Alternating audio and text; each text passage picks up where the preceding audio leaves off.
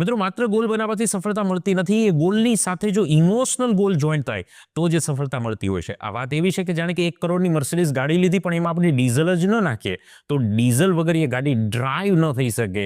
એવી જ રીતે આપણા ગોલ પણ ડ્રાઈવ કરવા માટે emotional goal fuels your drive, એટલે કે ગોલની સાથે જો ઇમોશન જોઈન્ટ થયેલા હોય તો જે ગોલની ગાડી આગળ ચાલે. કેટલી વાર નક્કી કર્યું યાર આપણે કે સવાર 5 વાગે ઉઠીશ, કાલે તો એટલું કરી દઈશ, કાલે tip two top time to time કરી નાખીશ, આ રિવિઝન કરી નાખીશ, મંડેથી કમ્પ્લીટ બધું ટીપો થયું નથી વાલા. આ પરીક્ષામાં તો A1 ગ્રેડ લાવીશ, આ ક્લાસ ટેસ્ટની અંદર તો ફૂલ માર્ક્સમાંથી ફૂલ માર્ક્સ પ્રાપ્ત કરી, ફર્સ્ટ પિરિયોડિક એક્ઝામની અંદર તો હું ભૂખા કાઢી નાખીશ. પણ આપણા ભૂખા નીકળ્યા છે, રિઝલ્ટના ક્યારે નીકળ્યા નથી. માત્ર એ ગોલ છે, ઇમોશન એની સાથે કોઈ જોડાયેલું નથી. તમને કદાચ પ્રશ્ન પૂછવામાં આવે કે એ નહીં થાય તો તમે કહો તો કંઈ વાંધો નહીં, ન થાય તો. આ ફરક જે નથી પડતો ને એ બતાવે છે કે મર્સિડીઝ ડીઝલ નથી.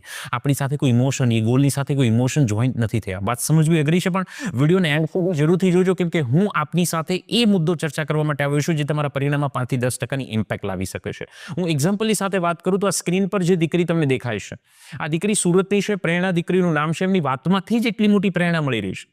જરા દીકરીના ઘરે હું ગયો, હમણાં જ જે રિઝલ્ટ ડિક્લેર થયું આ વર્ષનું ફેબ્રુઆરી 2025 જે બોર્ડની એક્ઝામ હતી, માર્ચની જગ્યા પર ફેબમાં આ વખતે જે લેવાય, એમાં 12 કોમર્સમાં આ દીકરીએ ગુજરાતમાં ટોપ કર્યું છે. ગુજરાતની હિસ્ટ્રીમાં કદાચ પહેલી વાર આવું બન્યું હશે કે ગવર્મેન્ટ સ્કૂલની અંદર અભ્યાસ કરતી દીકરી ગુજરાતમાં ટોપ કરે 12 કોમર્સના રિઝલ્ટની અંદર. અને આ પ્રેરણા દીકરીના ઘરે જઈને જ્યારે એમની સાથે સંવાદ કર્યો, એમની માતાની સાથે સંવાદ કર્યો, તો મને જાણીને નવું લાગી દોસ્ત કે હું ધાગા કટિંગ મજૂરીનું કામ કરી રહ્યા છું. દિવસની 200-300 રૂપિયા જે કે પણ મજૂરી મળતી હશે, ધાગા કટિંગ, સુરત એમ્બ્રોડરીનું ને બધા વર્કનું, ટેક્સટાઇલ વર્કનું હબ છે, તો ધાગા કટિંગનું કામ કરે. એમના પિતા સિક્યુરિટી અંકલ તરીકેની ફરજ બજાવતા, વોચમેન અંકલ તરીકેનું કામ કોઈ સોસાયટી કે કોઈ કોમર્શિયલની અંદર વર્ક કરતા હશે. ઓક્ટોબર 2024 એટલે કે દિવાળીની આસપાસનો સમય. નાનો પરિવાર, મધ્યમ વર્ગીય પરિવાર, માતા પિતાના કામ પરથી આપણને આઈડિયા આવી જાય કે મધ્યમ મિડલ લોઅર કેટેગરીનો આ પરિવાર. ઓક્ટોબર 2024ની આસપાસ એમના પિતાનું હાર્ટ એટેકના કારણે ડેથ થઈ.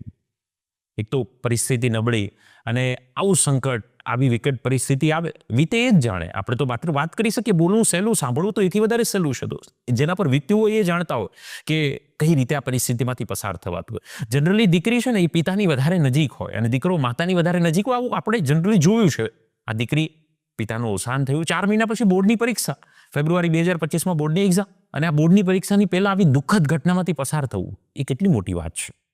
4 મહિને એ દીકરીએ પોતાના ઇમોશનને કંટ્રોલ રાખી. એક આંખમાં આંસુ હોય તો બીજી આંખમાં ઉમ્મીદ હોય, અને એ ઉમ્મીદની જોર પર આ દીકરીએ મહેનત કરી.